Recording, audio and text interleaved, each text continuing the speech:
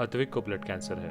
उसके माँ बाप उसके इलाज कराने में असमर्थ हैं। इन्हें आपकी एक छोटी सी मदद की जरूरत है। डिस्क्रिप्शन में दिए हुए लिंक पर जाएं और अद्विक की उम्मीद बने।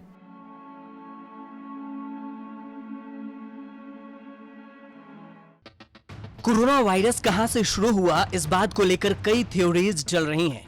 यही कारण है कि एक्सपर्ट्स के स्तर से लेकर आम आदमी तक इस वायरस को लेकर कंफ्यूज है। नवंबर 2019 के आसपास इस वायरस के वुहान में पहली बार पुष्टि होने की खबर आई थी। इसके बाद कहा जाने लगा कि यह वायरस चमगादड़ों के जरिए इंसानों तक पहुंचा। अब अमेरिकी राष्ट्रपति जो बाइडेन के मुख्य चिकित्सा अधिकारी डॉक्टर एंथनी फाउची ने चीन से 9 लोगों के मेडिकल रिकॉर्ड जारी करने को कहा है।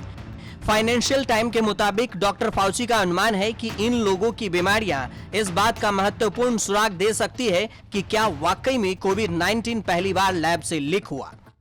डॉक्टर फाउची कहते हैं, मैं उन 3 लोगों के मेडिकल रिकॉर्ड देखना चाहूंगा जिनके 2019 में बीमार होने की जानकारी मिली है। क्या वे वास्तव में बीमार हो गए थे, और अगर हाँ तो वे किस बीमारी की चपेट में आए थे।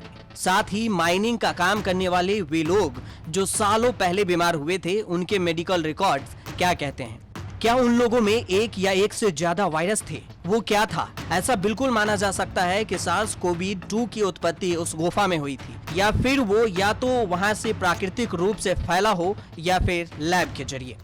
दरअसल Fauci Wuhan institute of virology के उन 3 शोधकर्ताओं के मेडिकल रिकॉर्ड्स मांग रहे हैं जो नवंबर 2019 में कथित तौर पर बीमार हो गए थे। इससे पहले साल 2012 में माइनिंग करने वाले 6 लोग एक बैट गुफा में प्रवेश करने के बाद बीमार पड़ गए थे।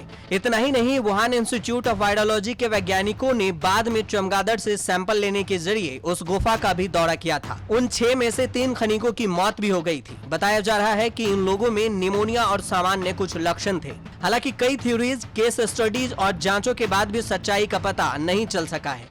लेकिन चीन लगातार कोविड-19 की उत्पत्ति की खोज का पता लगाने में रुकावटें डाल रहा है। वह लगातार जांच की कोशिशों को रोक रहा है। इसी रवैये के चलते कई सवाल उठ रहे हैं। अगर चीन के पास छिपाने के लिए कुछ नहीं है तो वह कुछ भी ऐसा क्यों छिपा रहा है।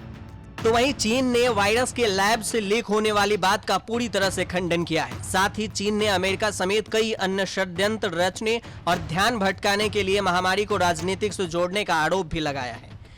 तो वहीं अमेरिका के पूर्व राष्ट्रपति डोनाल्ड ट्रंप ने फिर आरोप लगाया है कि कोरोना वायरस चीन की वजह से फैला।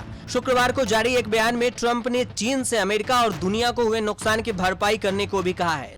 ट्रंप ने कहा है कि चीन अमेरिका और दुनिया को 10 ट्रिलियन यानी 10 लाख करोड़ डॉलर दे। उसने दुनिया को मौत और तबाही दी है। अब हर आदमी और यहाँ तक कि कथित दुश्मनों ने भी यह कहना शुरू कर दिया है कि राष्ट्रपति ट्रंप सही दावा करते थे कि कोरोना चीनी वायरस है और वुहान के लैब से ही फैला।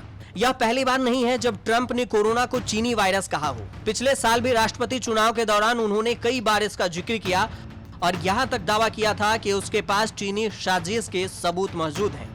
फिलहाल कई स्टडी और जांच जारी है। यह पता लगाने की कोशिश भी की जा रही है कि आखिर कोरोना वायरस आया कहां से। न्यूज़ तक ब्यूरो।